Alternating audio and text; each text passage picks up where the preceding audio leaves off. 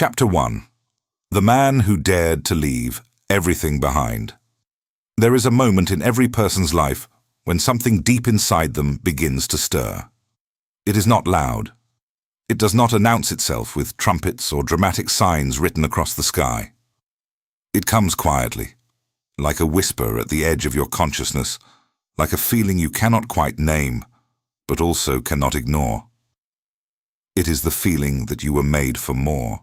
That the life you are currently living, no matter how comfortable or how difficult, is not the full expression of who you are and what you are capable of becoming.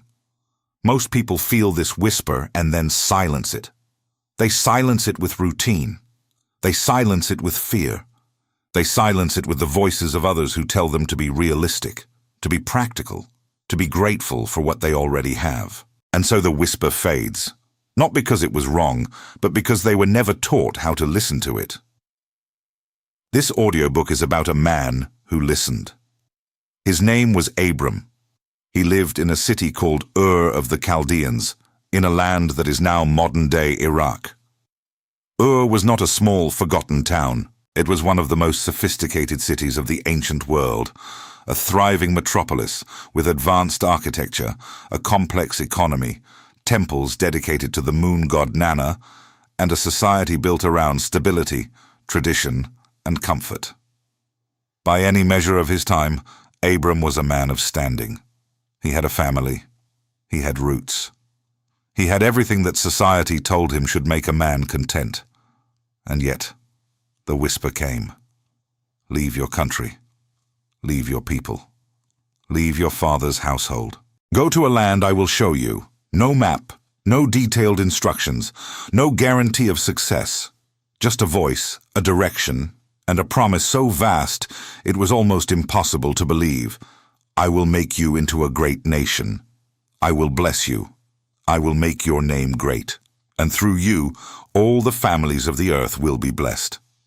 Now, let us pause here, because this moment, this single moment of divine invitation extended to one man in one ancient city, is the foundation of everything we are going to explore together in this audiobook. And if you are listening to this right now, it is because something in your own life has been echoing this same invitation. Maybe not in the same words, maybe not with the same dramatic clarity, but the invitation is the same. Leave the familiar, step into the unknown, and trust that something greater is waiting for you on the other side. The question is, what made Abram different? What allowed this one man in a world full of people who heard whispers and stayed comfortable to actually get up and go? What was the formula, the internal architecture of faith and vision that allowed him to take a step that would ultimately change the entire course of human history? That is what we are going to discover together. But first, we need to understand something crucial about the world Abram was living in, because it was not so different from the world you are living in right now. Ur was a city built on certainty. In ancient Mesopotamian culture, the gods were associated with specific places. Your city had its god, your family had its traditions, your identity was inseparable from your geography. To leave your city was not just to change your address, it was to step outside the entire framework that gave your life meaning and protection. It was, in the deepest sense of the word, terrifying. And Abram had already tried once to leave. Most people skip over this detail, but it is enormously important. Genesis tells us that Abram's father, Terah, originally intended to take the whole family from Ur to Canaan. They packed up, they left, they made it as far as a place called Haran, and then they stopped. Terah settled there. And when Terah settled, Abram settled too. The dream was deferred, the journey was paused, and Terah eventually died in Haran, never reaching the land he originally set out for. Do you see the pattern? How many times have you started a journey towards something greater, a new career, a new mindset, a deeper relationship with your own potential, and then stopped halfway? How many times have you reached your personal Haran, A place that was better than where you started, but still not where you were meant to be, and simply stayed. Haran is a dangerous place precisely because it is comfortable enough. It is not the life you dreamed of, but it is not terrible either. And comfort, as we will discover throughout this audiobook, is one of the most powerful forces that works against expansion. After Terah died, the call came again, directly to Abram this time. Leave, go, now. And this time, something was different. This time, Abram went. He was 75 years old. Let that number settle in for a moment. 75. In an age when most people his age would have said their time had passed. When society would have confirmed that the season for great adventures was long over. When every reasonable voice in his world would have told him to accept his limitations. Abram packed up everything he owned and stepped into a future he could not see. This is the first key of what I am calling the Abraham formula. The understanding that your most significant chapter has no age limit. The expansion of your life through faith and vision is not subject to the biological clock, the social clock, or the cultural narrative about when certain things are supposed to happen. It is subject only to your willingness to respond when the invitation comes. But let us go deeper, because the story is richer than it first appears. When Abram left Haran, he took his wife Sarai, his nephew Lot, and the Bible says something fascinating. He also took all the people they had acquired in Haran. Scholars estimate this could have meant hundreds of servants, workers, and members of an extended household. This was not a man slipping away quietly in the night. This was a man leading a community into the unknown. And this reveals another dimension of the Abraham formula that is often overlooked. Your personal expansion is never just about you. When you grow, when you step into your calling, when you dare to follow the vision that has been placed inside you, you do not just change your own life. You change the lives of everyone in your sphere of influence. Your courage becomes a vehicle for collective transformation. Think about the people in your life right now. Your children, if you have them. Your spouse. Your closest friends. The people who look to you for leadership, even in small ways. What happens to them when you shrink? What becomes possible for them when you expand? Abram was not just answering a call for himself. He was unknowingly creating a path that would provide refuge, meaning, and identity for millions of people across thousands of years. He could not have known that. He did not need to know that. All he needed to do was take the next step.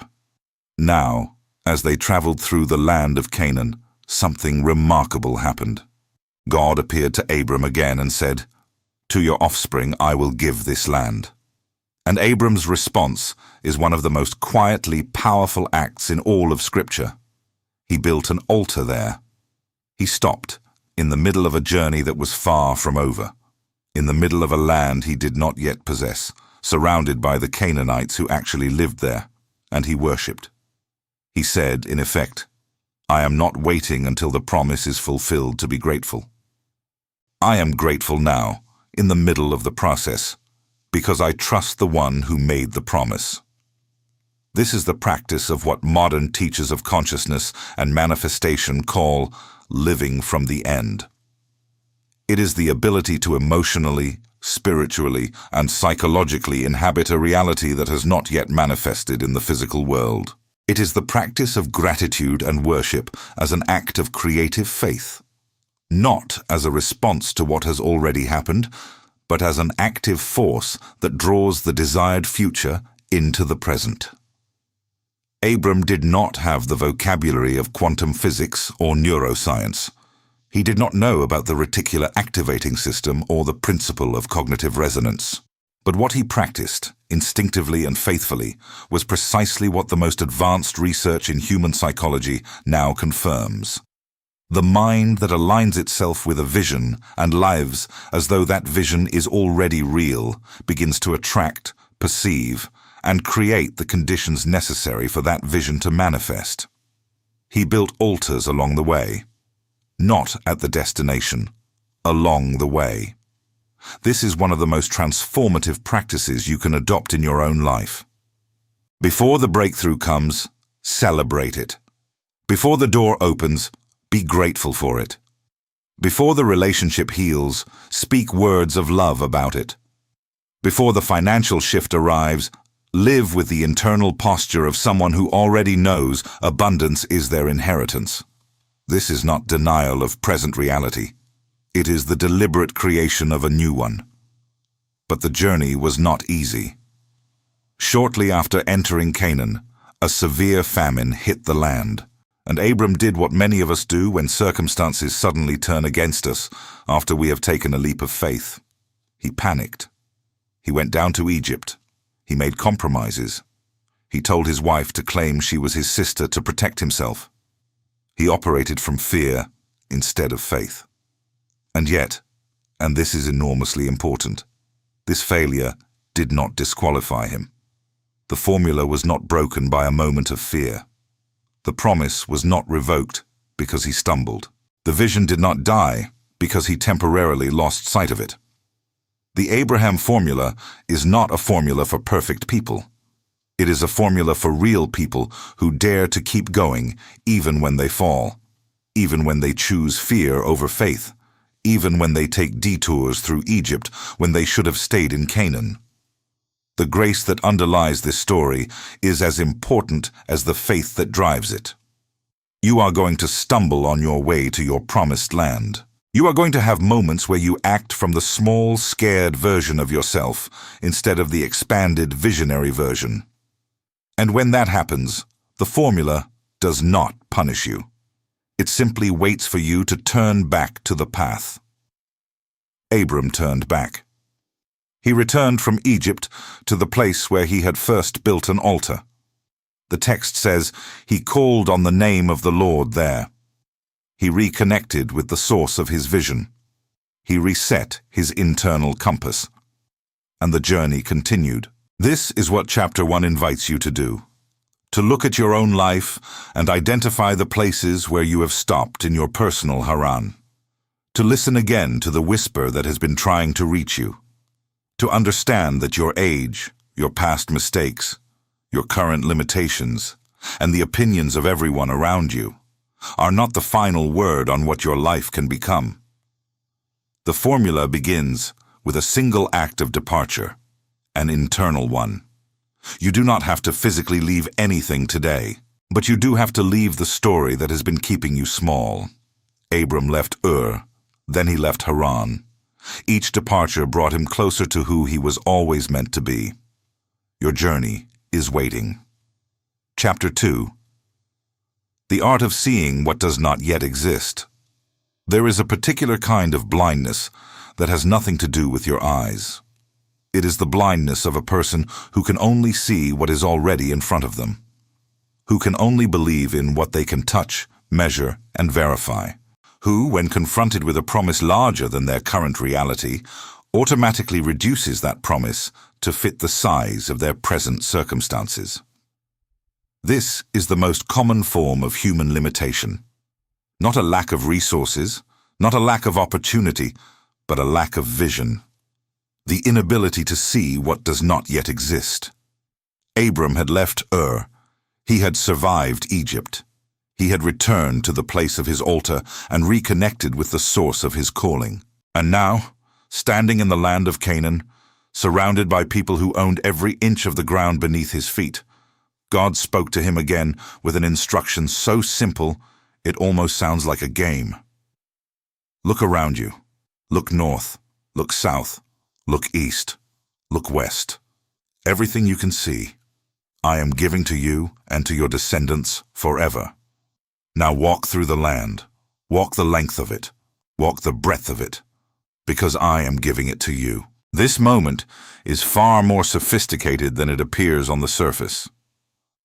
God was not simply telling Abram about a future inheritance. God was giving Abram a practice, a specific, deliberate, embodied practice for activating the power of vision.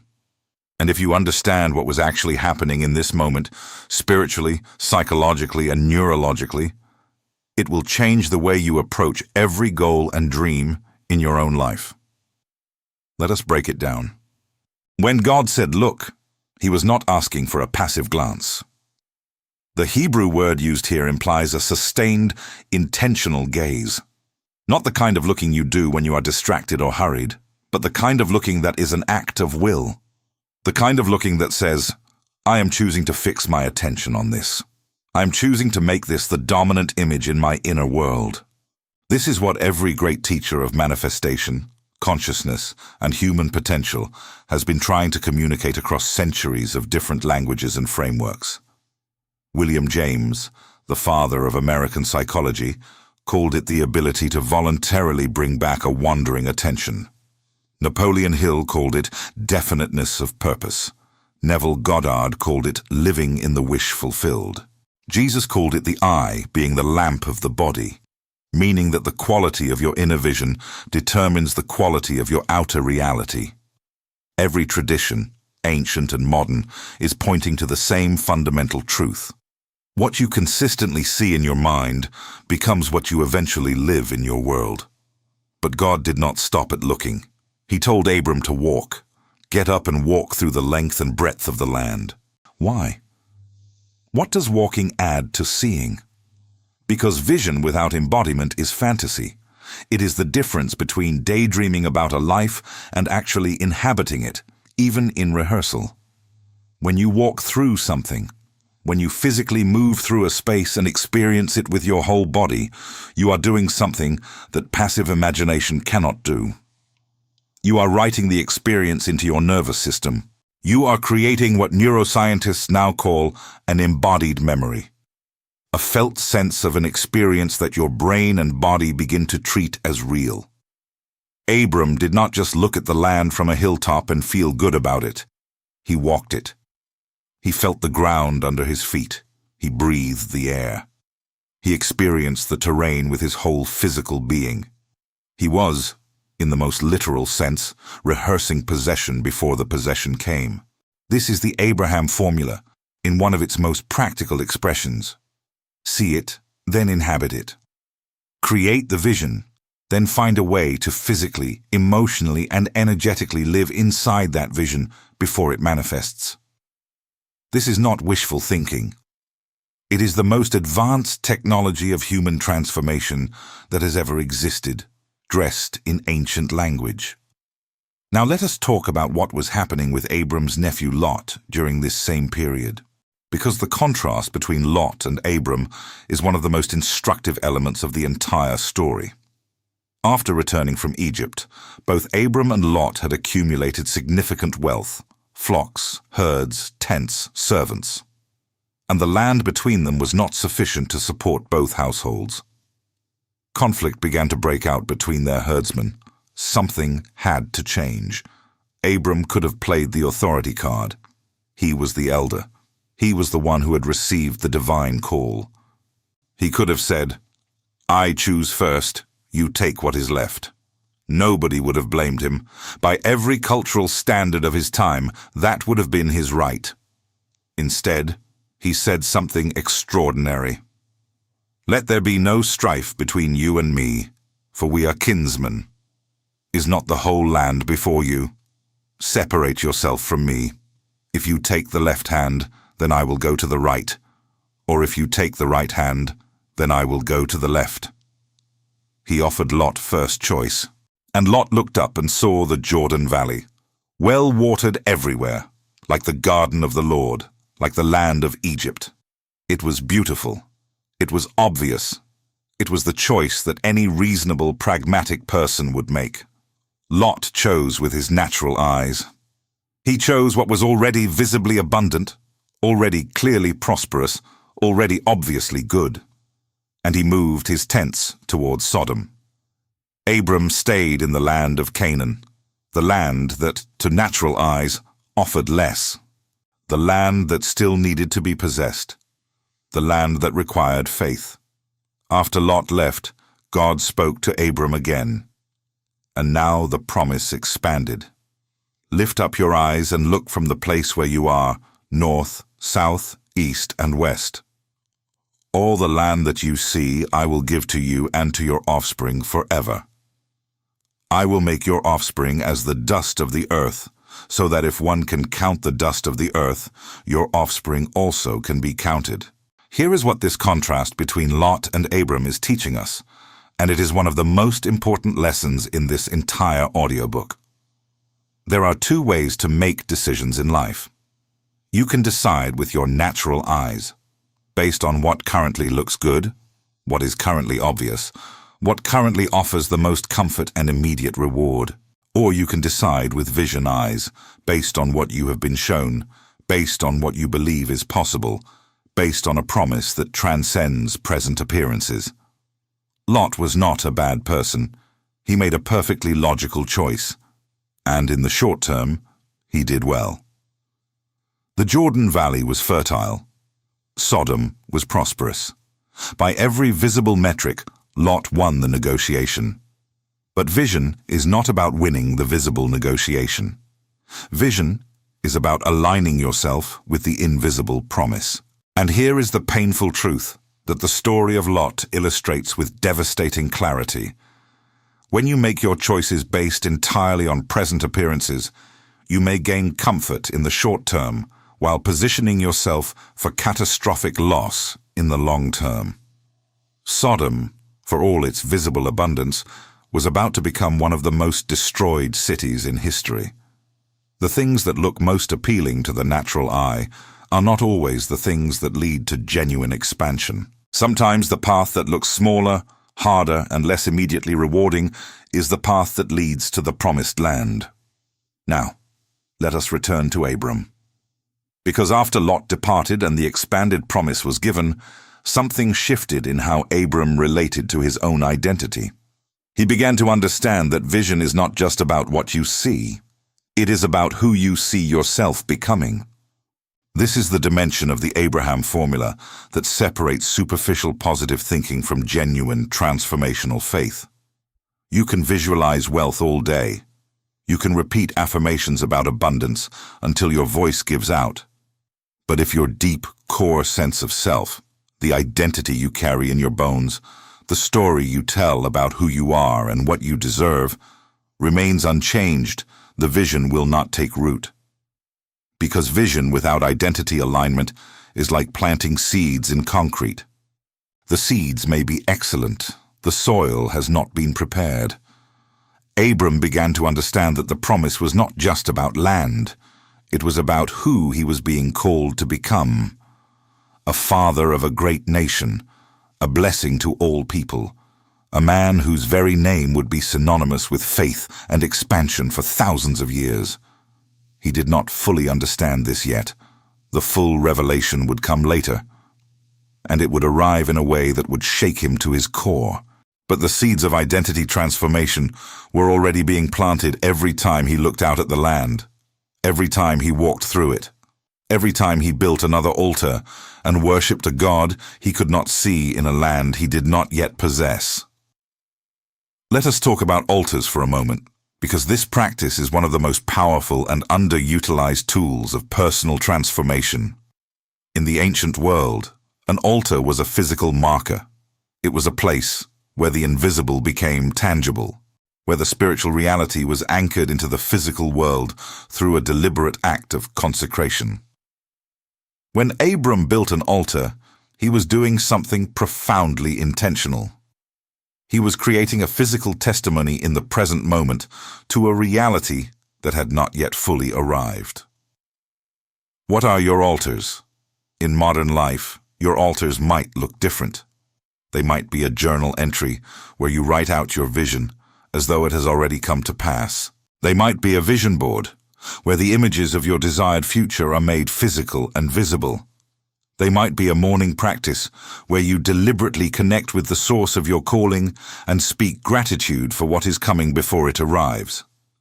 They might be a conversation with a trusted friend where you declare aloud who you are becoming, not who you have been. The specific form does not matter as much as the function. You are creating physical markers of an invisible reality. You are telling the universe, telling your own subconscious mind, telling every cell of your body. This is real. This is where we are going. This is who we are. Build your altars. There is also something deeply significant in the timing of God's expanded promise. It came immediately after Abram's act of generosity toward Lot. The moment he released his grip on the outcome of the negotiation, the moment he chose faith over strategy, generosity over competition, the vision expanded. This is a pattern you will see repeatedly throughout this audiobook and throughout the great wisdom traditions of human history. Expansion follows release. When you hold tightly to what you currently have out of fear that there will not be enough, you create the very scarcity you are trying to avoid. When you open your hands, when you give, when you release, when you trust that the promise does not depend on your ability to control every outcome, something shifts. The vision gets bigger. The promise gets clearer. Abram let Lot have first choice, and in response the Infinite said, "All of it is yours." This is not spiritual magic. This is the law of consciousness operating exactly as it was designed to operate. Generosity is not a sacrifice of resources. It is a declaration of identity. It says, "I am a person who lives from abundance, not from scarcity. I am a person whose supply comes from a source greater than any single negotiation or opportunity. I can afford to give because I know who is providing for me." When you live from that identity, when that belief is not just a thought, but a felt, embodied reality, you begin to attract and create at a level that the scarcity-minded person never can. Look north, look south, look east, look west. All of this is yours. But you have to be willing to see it before you can receive it. Chapter 3. When the promise seems impossible. There is a specific kind of pain that belongs exclusively to people who carry a vision. It is not the pain of having nothing to hope for. It is something more subtle and more cruel than that. It is the pain of having been shown something magnificent, a future so expansive and so beautiful that it reorganized everything inside you, and then watching the years pass without that future arriving. It is the pain of believing deeply in a promise while living daily in circumstances that seem to contradict that promise at every turn. It is the tension between what you know in your spirit and what you see with your eyes. And if you have ever lived in that tension for any extended period of time, you know that it is one of the most difficult places a human being can inhabit. Abram knew this place intimately. Years had passed since the original call, years since he left Ur, years since the promise of descendants as numerous as the dust of the earth. And yet Sarai remained barren. No child had come. No heir had been born. The man who had been promised a great nation still had no son. And the land that had been promised to his offspring was still occupied by people who had no intention of leaving. The gap between the promise and the present reality was enormous, and it was not closing. It is at precisely this point, this moment of extended waiting, of apparent divine silence, of circumstances that seem to mock the very promises you have staked your life on, that most people make one of two fatal mistakes. They either give up on the vision entirely, retreating into cynicism and concluding that the promise was never real, or they try to force the vision into existence through their own strength and strategy, manufacturing a counterfeit version of the promised future because they have lost patience with the real one. Abram, at different points in this chapter of his story, was tempted by both. But before he succumbed to either, something remarkable happened. God came to him in a vision and spoke the words that would become perhaps the most famous divine assurance in all of human history. "Do not be afraid, Abram. I am your shield. Your reward will be very great." And Abram, in a moment of raw, unfiltered honesty that is profoundly moving in its vulnerability, responded with a question that every person who has ever waited for a promise can feel in their bones. "Lord God, what will you give me, since I am childless?" There it is. Not polished faith, not triumphant declaration. just the honest, aching question of a man who has been waiting longer than he expected and whose patience is fraying at the edges. What will you give me? What good is any of this?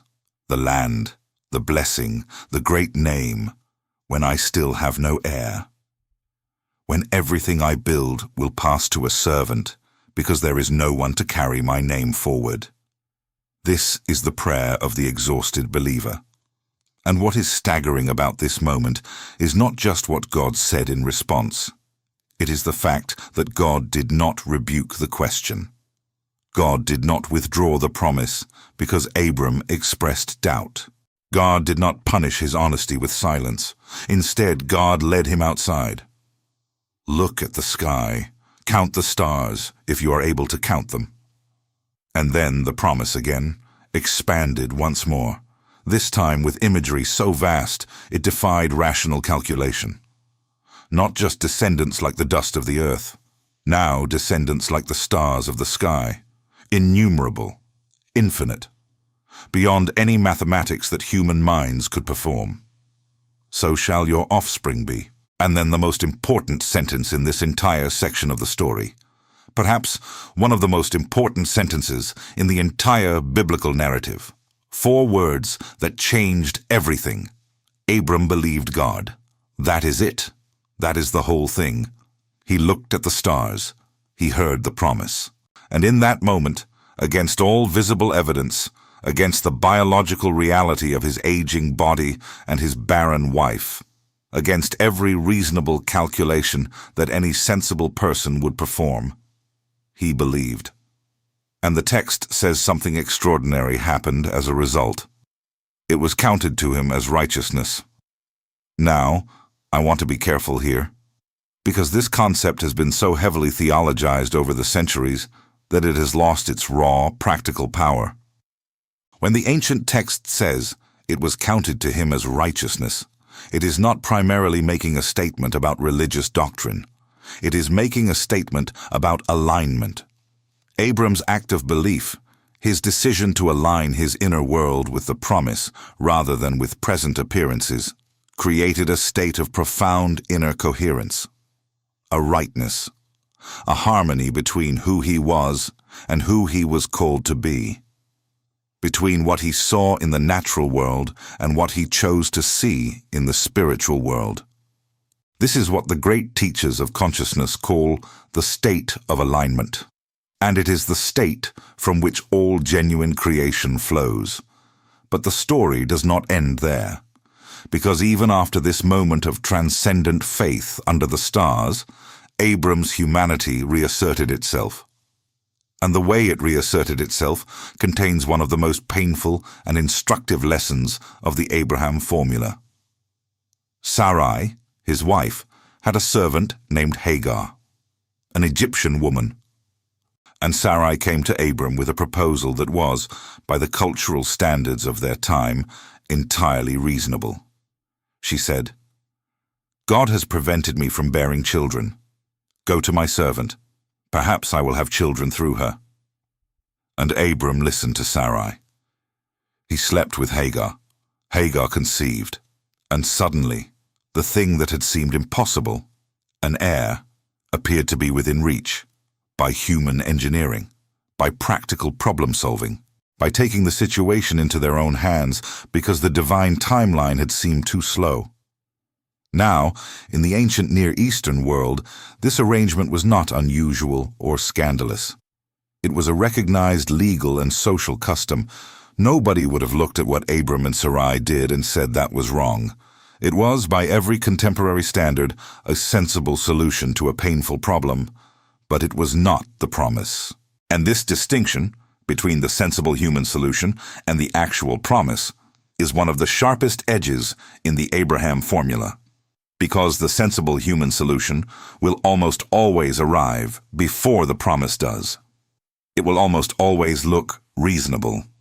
It will almost always offer a faster, more controllable version of what you have been waiting for. And the temptation to accept it, to say that this must be how the promise is going to be fulfilled, that God must be working through this practical arrangement, is enormous. Ishmael was born. And he was a real child, a loved child, a child who would go on to father nations of his own. But he was not the promised child. And the introduction of Ishmael into the story created conflict, pain, and complexity that would echo for generations. Conflict that, in many ways, still echoes in our world today. The lesson is not that practical action is wrong. The Abraham formula is not a formula for passive waiting. As we will see, Abram took extraordinary action throughout his life. The lesson is about the source and the spirit of the action. Action taken from faith, from alignment with the promise, from a deep inner knowing that the vision is real and that you are moving toward it, is qualitatively different from action taken from anxiety, from the desperate need to control, from the fear that if you do not manufacture the outcome yourself, it will never arrive. One kind of action produces the promise, the other produces Ishmael. You know the difference in your own life. You have felt it. The action that comes from inspiration and trust feels expansive, even when it is difficult. The action that comes from fear and scarcity feels constricted, even when it appears successful. Learning to distinguish between these two sources of action is one of the most important skills you can develop on the path of conscious creation. 13 years passed after Ishmael's birth. 13 years of silence. 13 years during which Abram, now an old man, may have gradually concluded that Ishmael was the promise, that this was how it was always going to unfold, that the stars and the innumerable descendants were being fulfilled through this boy, through this imperfect human arrangement. And then God appeared again. I am God Almighty. Walk before me and be blameless, and I will make my covenant between me and you, and will multiply you greatly. And Abram fell on his face. Something about this moment requires us to stop and sit with it. Because the posture of falling on your face before the presence of the infinite is not a posture of weakness. It is a posture of profound surrender. It is the body doing what the soul already knows, that the vision you carry is bigger than you, that the promise working through your life is not of your own making, that the most powerful thing you can do in any moment of divine encounter is to release the illusion of control and simply yield. This is the paradox at the heart of the Abraham formula. The most expansive life is lived by the person who is simultaneously the most visionary and the most surrendered, who holds the dream with absolute conviction while holding their grip on the outcome with absolute lightness, who says at the same time, I know where I am going, and I trust you to get me there. And then came the covenant, the most specific and detailed articulation of the promise that Abram had yet received. Land boundaries, nations, kings who would descend from him. And with the covenant came something else, something that would seal the transformation more powerfully than any external event could. A new name, no longer Abram, exalted father. From this moment forward, Abraham, father of a multitude, and Sarai became Sarah, princess, mother of nations. This is the moment in the Abraham formula where everything changes. Not when the child was born, not when the land was possessed, not when the visible external evidence of the promise finally appeared in the natural world. The transformation happened here, in the renaming, in the moment when the identity shifted before the circumstances did. God did not say, once you have a son, I will call you father of a multitude. God said, I am calling you father of a multitude right now. Before the evidence exists, before the biological impossibility has been resolved, before a single external thing has changed. Your name, your identity, the way you are known, the story that defines you, changes today. And Abraham had to live with that new name. He had to introduce himself as father of a multitude when he still had no son through Sarah. He had to carry an identity that his current circumstances contradicted completely. This is one of the most powerful and most uncomfortable aspects of genuine transformation. The identity must change before the circumstances do. You must begin to think of yourself, speak of yourself, and carry yourself as the person you are becoming before you have any external evidence that becoming is actually happening. This is not delusion. This is the precise mechanism by which the inner world reshapes the outer one. What name are you currently carrying? What identity are you living from? And what new name, what expanded, truer, more aligned identity is waiting to be received? Because the promise has not been delayed because you are unworthy of it. It has not been delayed because the universe is indifferent to your longing. It has been in process, preparing you, expanding your capacity, developing in you the internal architecture necessary to actually receive and sustain what is coming. The stars that God showed Abraham were already there the night before he told Abraham to count them. The promise was always real. The timing was always perfect. The only thing that needed to change was the size of Abraham's inner world and yours. Your Ishmael was not the end of the story. Neither was your silence. Neither was your waiting. Neither was your very reasonable, very understandable decision to take matters into your own hands because the promise seemed to be taking too long. None of it disqualified you. The covenant is still in effect. The new name is still available. And the child of promise, the thing you have been waiting for, the version of your life that you caught a glimpse of under all those stars, is still coming. Chapter 4. The courage to negotiate with the infinite. There is a conversation recorded in the book of Genesis that most religious traditions have been too uncomfortable to fully examine. It is a conversation that challenges every passive, submissive, merely obedient concept of what a relationship with the divine is supposed to look like. It is a conversation that reveals something shocking about the nature of faith. Not faith as quiet acceptance of whatever comes, but faith as active, courageous, even audacious engagement with the source of all things. It is the conversation Abraham had with God about the destruction of Sodom. But before we get there, we need to talk about what happened immediately before it, because the context transforms everything. 3 visitors arrived at Abraham's tent in the heat of the day. Abraham was sitting at the entrance when he saw them, and his response is one of the most beautiful moments of hospitality in all of ancient literature. He ran to meet them. He bowed to the ground. He called himself their servant. He brought water for their feet, arranged shade for their rest, and then rushed. The text uses the word ran 3 times in quick succession, to prepare a meal. He brought curds and milk and a calf that had been freshly prepared, and he stood by them under the tree while they ate. Now, we need to understand something about this moment. Abraham was not a young man. He was 99 years old. And yet the text insists on this image of him running toward the visitors, to Sarah's tent to arrange bread, to the herd to select the calf. There is an urgency and a joy in his hospitality that is almost physical in its intensity. He was not performing duty. He was expressing delight. And then, in the middle of this meal, one of the visitors asked a question that seemed almost casual. "Where is Sarah, your wife?"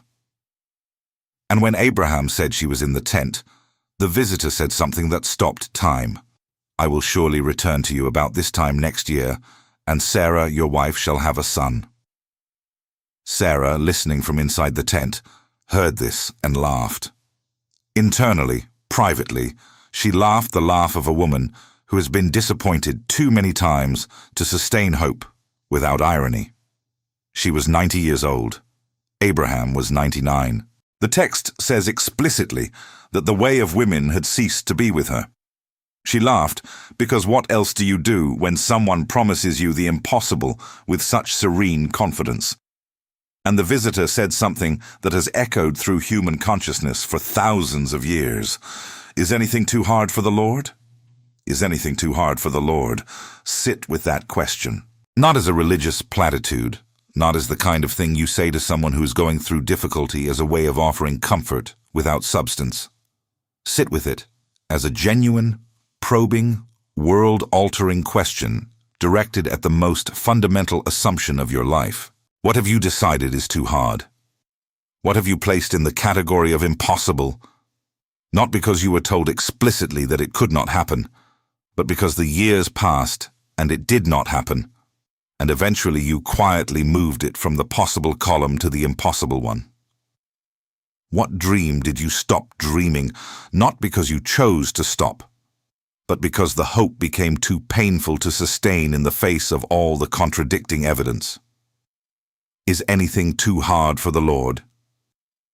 The answer that the story of Abraham is building toward, the answer that will arrive in the next chapter in the form of a child born to a 90-year-old woman, is a thunderous, reality-shattering no.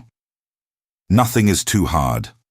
Nothing is outside the reach of the power that created the universe. Nothing in your history, your biology, your finances, your relationships, your past failures, or your current circumstances places you beyond the reach of the transformative power that is available to you right now. But the part of this chapter that I want to focus on most deeply is what happened next. Because after the meal, after the promise of Isaac, the visitors rose and looked towards Sodom.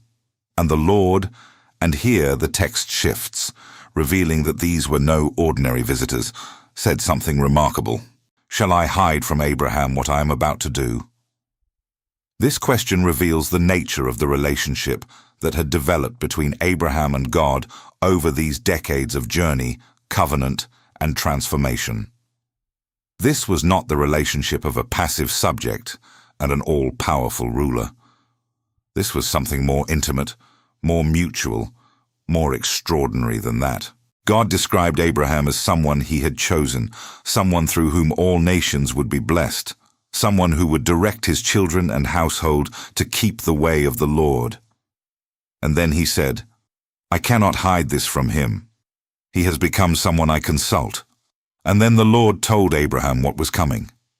The outcry against Sodom and Gomorrah was great. Their sin was very grave. He was going to go down and see. And if the reports were true, destruction was coming. What happened next is one of the most remarkable sequences in all of Scripture. Abraham drew near and began to negotiate. Not pray in the conventional sense, not simply ask, negotiate, engage, push back, challenge. He stood before the Lord and said, Will you indeed sweep away the righteous with the wicked? Suppose there are 50 righteous people in the city. Will you really destroy it and not spare it for the sake of those 50? And then, in a sentence of breathtaking audacity, Far be it from you to do such a thing, to put the righteous to death with the wicked. Shall not the judge of all the earth do what is just? Abraham was not being irreverent. He was not being arrogant. He was being something far more powerful and far more rare. He was being a man who had developed, through years of walking with God, a genuine, intimate, confident relationship with the divine.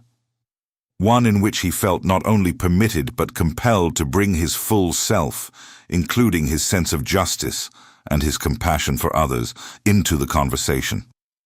And God listened. God engaged. The negotiation proceeded. 50 righteous people would spare the city. Abraham pushed further. What about 45? Yes. 40? Yes. 30? Yes. 20? Yes. And then, in a moment that reveals both Abraham's deep compassion and his acute awareness of his own position, he said, Oh, let not the Lord be angry, and I will speak again, but this once. Suppose 10 are found there. For the sake of 10, said the Lord, I will not destroy it. And the Lord went his way, and Abraham returned to his place.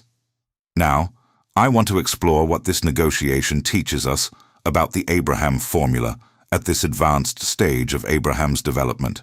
Because this is not the Abraham of chapter 1, the man who simply packed his bags and left when he heard a voice.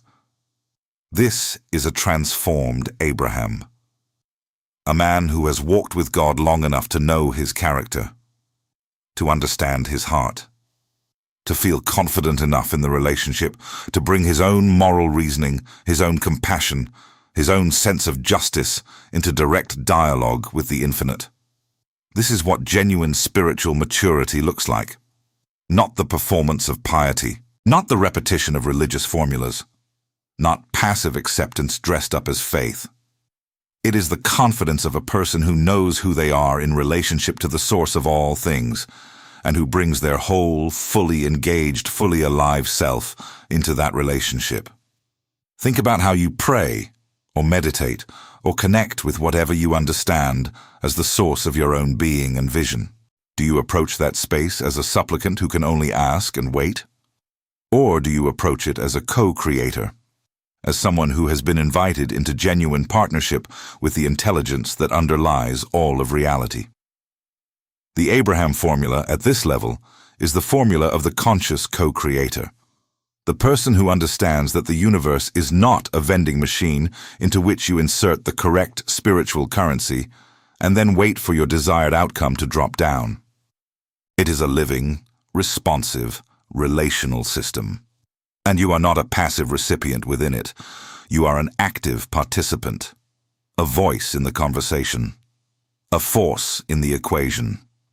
Abraham's negotiation also reveals something crucial about the nature of intercession. The practice of carrying the needs and realities of others into the space of prayer and intention. Notice that Abraham was not negotiating for himself. Lot, his nephew, was in Sodom. But Abraham did not begin by saying, "Save my nephew."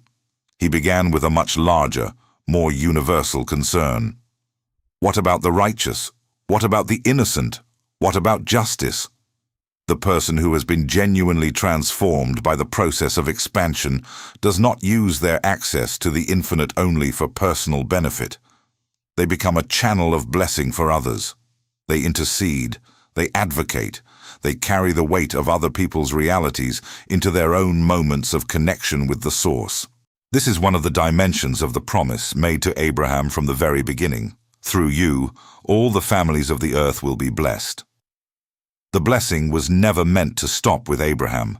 It was meant to flow through him. And the same is true for every person who genuinely walks the path of expansion and transformation. Your breakthrough is not just for you.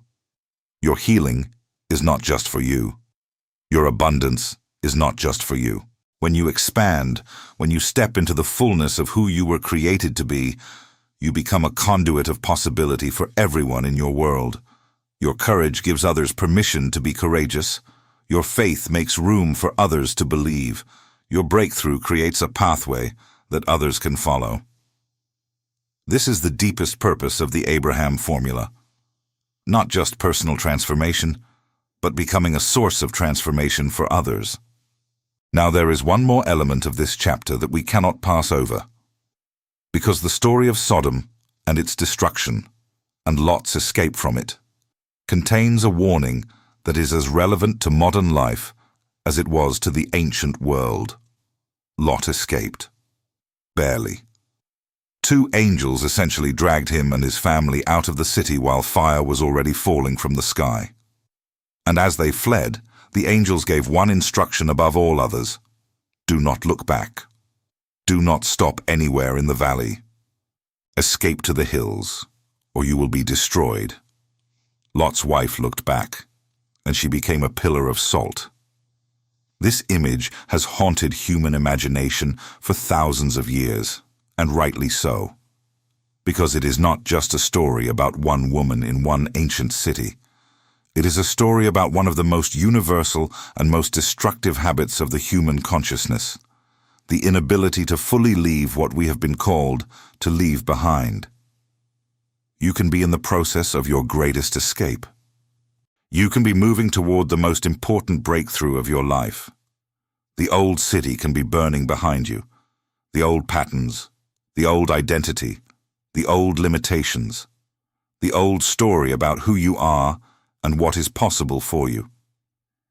And in the middle of your escape, the pull of the familiar can be so powerful, so visceral, so emotionally overwhelming that you turn to look at what you are leaving. And the act of looking back, of giving your sustained, longing attention to the life you are leaving rather than the life you are moving toward, can freeze you. Not literally, perhaps, but functionally. The person who is always looking back at their past cannot fully inhabit their present or create their future. They are perpetually split, one foot moving forward, one eye fixed behind them. Jesus referenced this moment when he said, "No one who puts his hand to the plow and looks back is fit for the kingdom of God." The kingdom of God, which is the state of fully realized, fully expanded, fully aligned living, requires your whole attention, your whole forward-facing gaze, your whole willingness to let what is behind you stay behind you. What are you still looking back at? What old city are you still giving your attention to, even as you are in the process of escaping it? What relationship, what failure, what version of yourself, what loss, what injustice are you still turning to gaze upon, even as everything ahead of you is calling you forward? The hills are still there. The place of safety and expansion is still ahead. But you cannot get there while your face is turned toward the fire. Abraham, significantly, did not look back at Sodom. He had already released it when he released Lot at the beginning of their separation. He had already let go of the outcome of that city when he finished his negotiation and returned to his place. He grieved. The text says he rose early the next morning and looked towards Sodom and saw the smoke rising. But he did not run back. He did not freeze. He faced what had happened, held it with compassion and sorrow, and kept moving. This is the mature expression of the Abraham formula, not the denial of pain or loss, not the toxic positivity that says everything is fine when everything is clearly not fine, but the ability to witness, to feel, to grieve, and then to keep going, to cry in the morning and rise in the afternoon, to acknowledge the smoke and still believe in the promise. The smoke is real, and the promise is still in effect. The negotiation taught Abraham something about the strength of his own voice in the presence of the infinite. The escape taught him something about the necessity of forward movement, and both together prepared him for the most devastating and most glorious test of his entire life, the test that was still coming. But that is for the next chapter. Chapter 5. The ultimate test and the secret of complete trust. There are moments in a human life that cannot be prepared for, not because they arrive without warning, but because no amount of preparation, no quantity of previous experience, no depth of prior faith can fully equip you for the weight of what is being asked. These are the moments that strip away everything you thought you knew about yourself, everything you believed about your relationship with the divine, everything you assumed about the nature of the promise you had been given.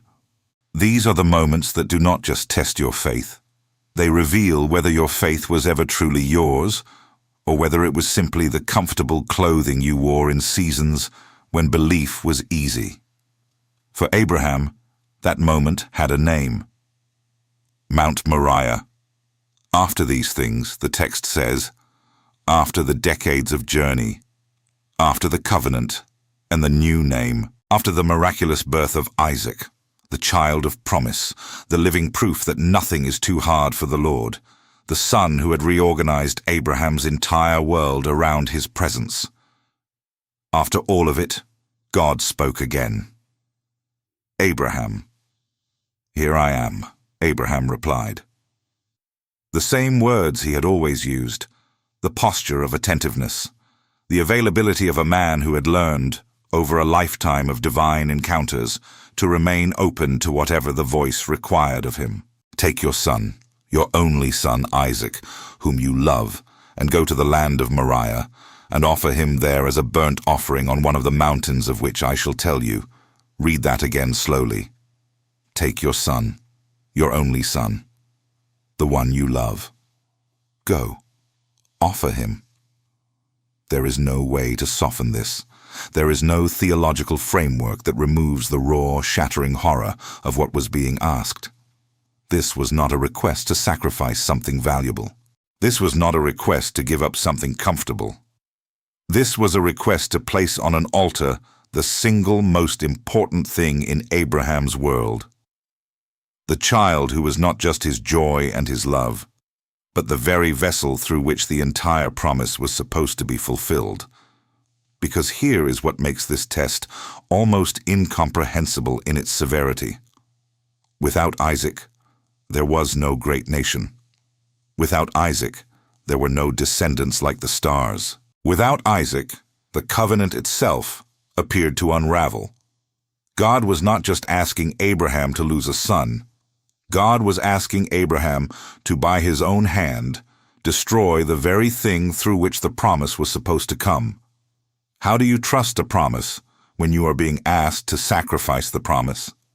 How do you maintain faith in a vision when the vision itself is being placed on the altar? This is the ultimate question of the Abraham formula, and Abraham's response to it is the most breathtaking, most counterintuitive, most profoundly instructive act in his entire story. He got up early in the morning, not after days of anguished deliberation, not after weeks of arguing with God, bargaining, negotiating the way he had negotiated over Sodom.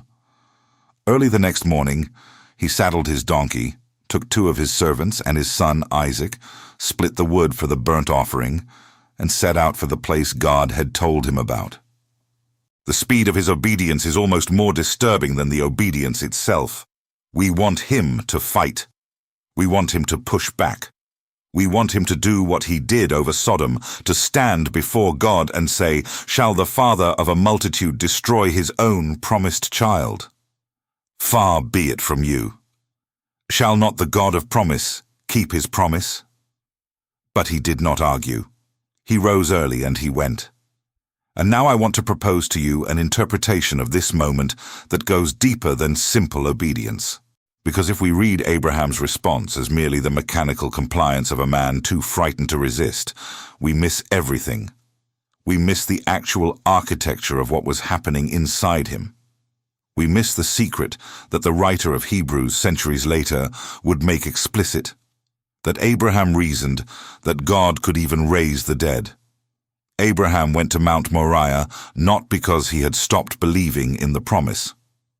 He went because he had come to believe in the promiser so completely, so absolutely, so beyond the reach of circumstance or contradiction, that he could trust the promiser even when the promise appeared to be dying.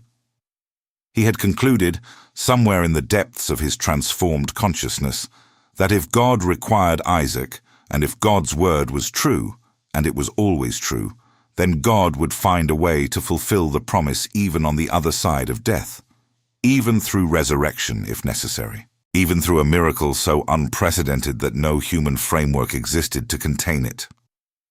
This is complete trust, not blind trust, not the trust of a person who has stopped thinking, but the trust of a person who has thought so deeply, who has walked so long, who has experienced so much faithfulness from the source of their vision, that they have arrived at a place beyond the need for immediate explanation, a place where they can hold the contradiction.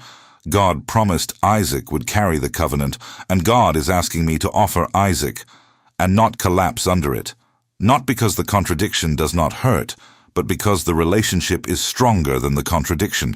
This is the pinnacle of the Abraham formula, and it is available to you.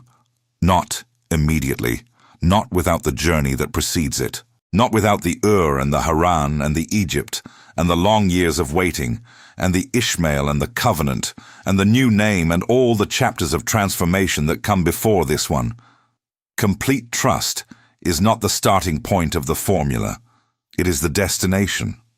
It is what you arrive at after you have walked long enough, and honestly enough, and bravely enough with the source of your vision to know, in your bones, rather than just in your theology, that it can be trusted absolutely. On the 3rd day, Abraham lifted up his eyes and saw the place from a distance. 3 days of walking, 3 days of carrying this weight, 3 days of sleeping under stars that once represented the promise, and now represented the cruelest irony imaginable. 3 days of looking at the face of the son he loved and holding together two realities that could not logically coexist. 3 days of complete trust. He told the servants to stay with the donkey, and then he said something that many scholars have debated for centuries, but that I believe reveals exactly what was happening in his inner world. He said, "The boy and I will go over there and worship, and we will come back to you. We will come back to you. Not I will come back to you. We. Both of us." Oath. Was this a statement of faith? Was it a calculated deception to prevent the servants from interfering? Was it the desperate hope of a father unable to fully accept what he was about to do? Scholars disagree. But Hebrews is clear that Abraham had reasoned through to resurrection. He genuinely believed that somehow, in a way he could not see or explain, both he and Isaac would return. That the God who had given Isaac could restore Isaac. That the promise was indestructible, even if the vessel of the promise was not. We will come back to you. This is the confession of a man who has learned the most advanced lesson of conscious creation, that the promise is not dependent on the mechanism you can currently see. That the path to the vision does not have to be the path you have mapped. That the God who makes promises is not limited to the methods that make sense to human reasoning. When your visible path forward appears to be closed, when the mechanism through which the promise was supposed to arrive is being placed on an altar, there is still a way. There is always a way, because the source of the vision is more creative than any single pathway. They walked together, and Isaac, brilliant and perceptive as young men always are, looked around and said, "Father, here is the fire and the wood, but where is the lamb for the burnt offering?" And Abraham said, "God will provide for himself the lamb, my son." God will provide. In Hebrew, the phrase is Yahweh Yireh. The Lord will see to it. The Lord will see and provide. And this phrase, spoken in a moment of agonizing uncertainty on the way to the most devastating act of Abraham's life, became one of the most enduring names of God in the entire biblical tradition. Yahweh Yireh, the God who sees ahead, who sees what you cannot yet see, who has already arranged for what you do not yet know you will need. They arrived at the place. Abraham built the altar. He arranged the wood. He bound his son. He placed him on the altar. And he reached out his hand and took the knife. Everything in the universe seemed to hold its breath. And then the angel of the Lord called to him from heaven, "Abraham, Abraham, here I am. Do not lay your hand on the boy, or do anything to him, for now I know that you fear God, seeing you have not withheld your son, your only son, from me. Now I know." This phrase has troubled theologians for centuries. Did God not already know? Was this a test of information gathering for an omniscient being? The answer, I believe, lies in understanding what knowing means in the deepest sense. God knew Abraham's potential from the beginning. What the test was revealing, not to God in the sense of information, but to Abraham himself, to the watching universe, to every human being who would ever read this story, was the full expression of what Abraham had become. The test did not create his faith. It revealed it. It made visible what had been growing invisibly through decades of journey, failure, growth, and transformation. You do not discover who you are in the easy seasons. You discover who you are, who you have become, when everything is on the altar, and the knife is in your hand. Abraham lifted his eyes and saw a ram caught in a thicket. The sacrifice was provided. The altar was fulfilled. Isaac lived, and Abraham called that place Yahweh Yireh, the Lord will provide. And the promise was renewed, expanded, confirmed with an oath more solemn than any that had come before. Because you have done this, and have not withheld your son, your only son, I will surely bless you, and I will surely multiply your offspring as the stars of heaven and as the sand on the seashore. And your offspring shall possess the gate of his enemies, and in your offspring shall all the nations of the earth be blessed, because you have obeyed my voice. Notice what unlocked the most expanded version of the promise. Not Abraham's success. Not his perfect obedience across all the years. Not the absence of Egypt and Hagar and all the stumbling along the way. It was this single act of complete surrender, this willingness to place even the promise on the altar and trust the promiser absolutely. There is something in your life that is your Isaac, something that you love so much, that you have waited so long for, that the thought of losing it or releasing it is almost unbearable. Something that has become so central to your vision of the future that you have unconsciously begun to worship it rather than the source that gave it to you. And the invitation, painful, terrifying, counterintuitive, is to place it on the altar. Not because it will be taken, but because the act of releasing it, of declaring through your posture and your willingness that you trust the promiser more than you cling to the promise, is the very act that unlocks the next level of expansion. The ram was already in the thicket before Abraham raised the knife. The provision was already arranged before the test began. Yahweh Yireh, the God who sees ahead, had already seen to it. What you are being asked to release is not going to be destroyed. It is going to be transformed, elevated, returned to you in a form more aligned with the original promise than the form you have been holding so tightly. But you have to open your hands first. You have to climb the mountain. You have to build the altar. You have to reach out and, in the fullness of your trust and your surrender, be willing to let go. And in that moment, in the suspended breath between the knife and the thicket, you will hear your name called. You will hear, "Do not be afraid. I see you. I have always seen you. The provision is already here. And you will look up and see the ram. You will always see the ram, because the God of Abraham is Yahweh Yireh, the God who provides, the God who sees, the God who has never once allowed a single genuine act of trust to go unmet. Your mountain is not your ending. It is your graduation. And the view from the top of Moriah is unlike anything you have ever seen from the valley. Chapter 6. The Legacy of a Life. Fully lived, every life tells a story. Not the story we plan to tell when we are young and full of certainty about how things will unfold.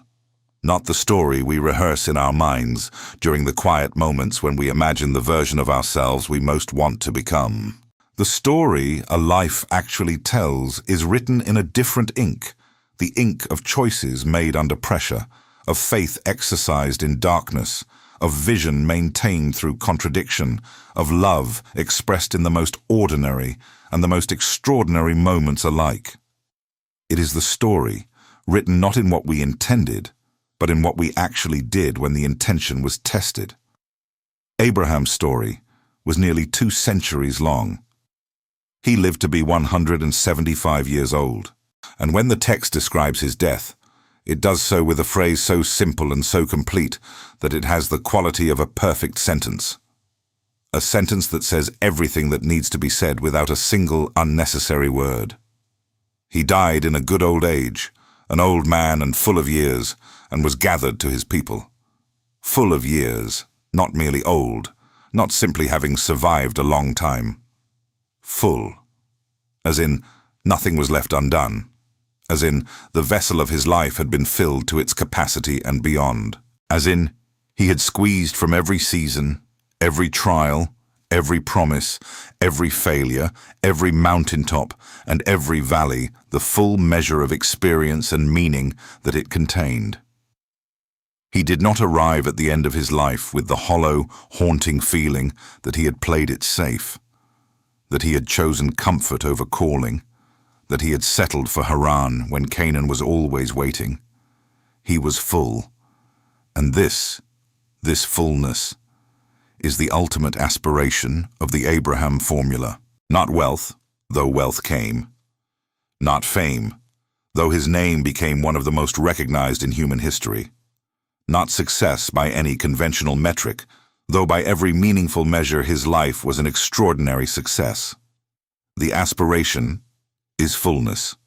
The aspiration is to arrive at the end of your time here, whenever that end comes, with the deep, unshakable sense that you gave it everything, that you said yes to the call when it came, that you got up and left your that you kept going after every Egypt, that you built your altars along the way, that you placed your Isaac on the altar when the moment required it, that you lived, in the fullest sense of that word, from the inside out.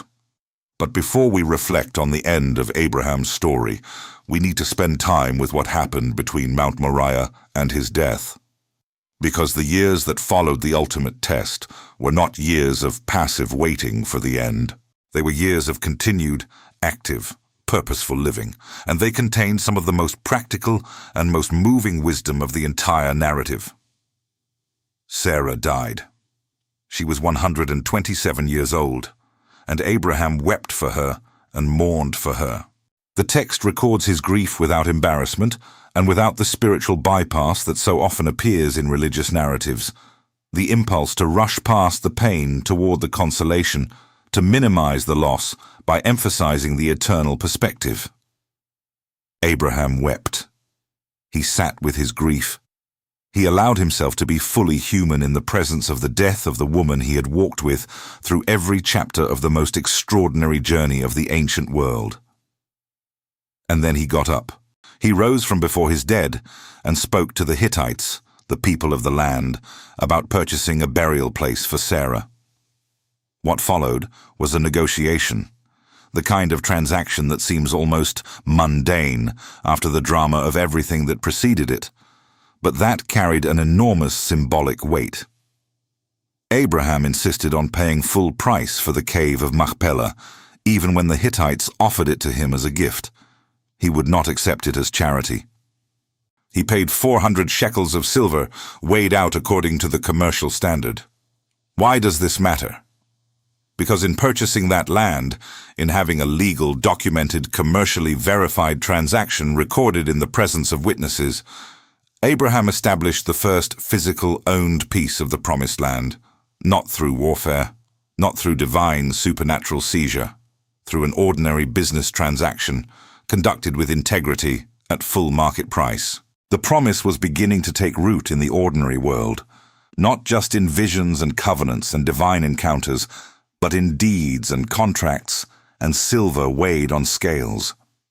This is a dimension of the Abraham formula that is easy to overlook in the romance of the spiritual journey. At some point, the vision has to land. At some point, the faith has to express itself in practical, concrete, real-world action. The Promised Land was not simply prayed into existence. It was walked, negotiated, purchased, and inhabited step by step, transaction by transaction, generation by generation. Your vision will require the same landing. The dream that God has placed in you is not meant to remain a beautiful interior experience. It is meant to become a cave of Machpelah, a real, tangible, documented piece of the world that your faith claimed and your action secured. After burying Sarah, Abraham turned his attention to the next great practical necessity of the promise. Isaac needed a wife. And Abraham, now old and full of years, made his most trusted servant swear a solemn oath. "Do not take a wife for my son from the daughters of the Canaanites. Go to my country, to my kindred, and take a wife for my son." The servant asked the obvious, practical question, what if the woman is not willing to come? Shall I take Isaac back to the country you came from? And Abraham's response reveals how completely his understanding of the nature of God and the promise had matured over a lifetime. "He will send his angel before you, and you will take a wife for my son from there." He did not strategize about contingency plans. He did not outline alternative scenarios. He simply said, "The angel has already gone ahead. The provision is already arranged. Go, and it will be there. This is Yahweh Yireh, operating at the level of daily life. Not just on mountaintops, in moments of supreme crisis, but in the ordinary logistics of finding a daughter-in-law. The same God who provided the ram in the thicket was present in the servant's journey to Mesopotamia. The same creative intelligence that parted impossible circumstances on Moriah was already arranging the encounter at the well, where Rebekah would draw water and a destiny would be set in motion. The lesson is one of the most practically transformative in the entire Abraham narrative. When you have genuinely internalized the nature of the God who goes before you, when Yahweh Yireh is not just a theological concept, but a lived, experiential reality, you begin to approach every challenge of ordinary life with the same fundamental posture you bring to the mountaintop crises. You stop treating the big moments as the only moments that require faith. You begin to trust the provision in the small moments too. In the business decision, in the creative project, in the conversation that needs to happen, in the relationship that needs attention, in the health challenge that requires wisdom, in every single ordinary, extraordinary moment of a fully lived life. The servant went. The angel went before him. Rebekah came. Isaac was comforted after the death of his mother. The promise continued. And Abraham, still not finished with his own living, took another wife named Keturah, and she bore him 6 sons. He was well over 100 years old. He was still creating, still expanding, still bringing new life into the world.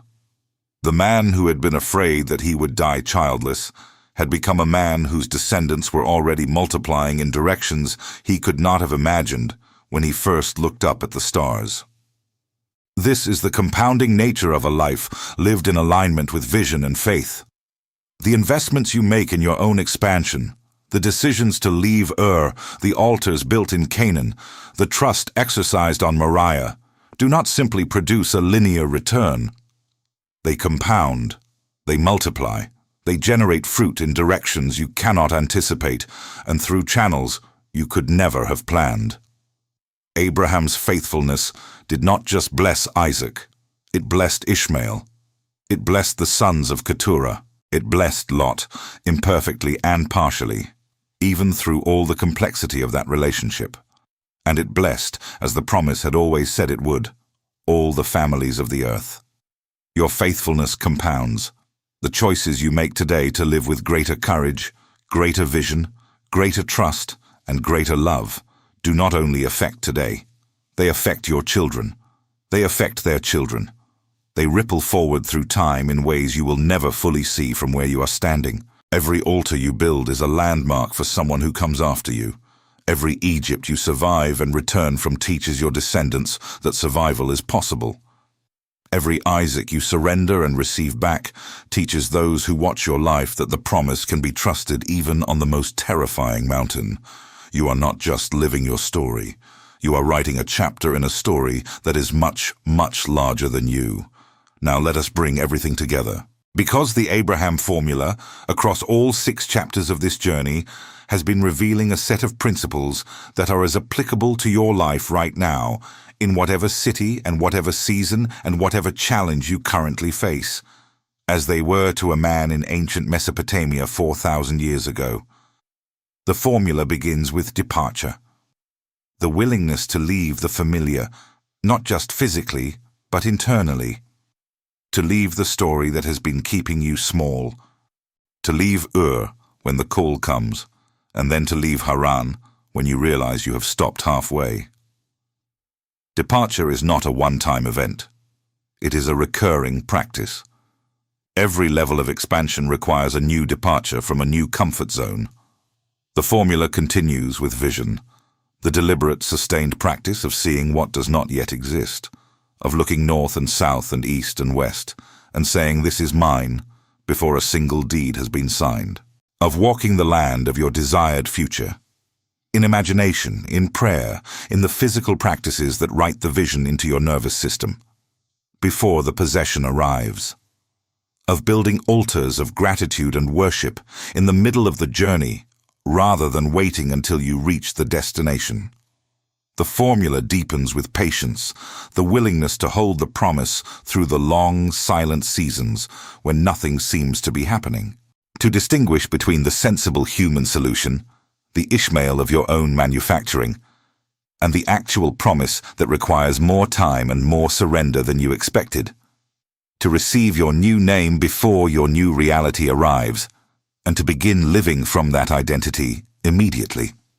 The formula matures with intercession, the expansion of your faith beyond personal benefit, the development of a relationship with the divine that is confident enough, intimate enough, mature enough to bring your whole self, including your sense of justice, your compassion for others, your genuine engagement with the moral complexity of the world, into the conversation.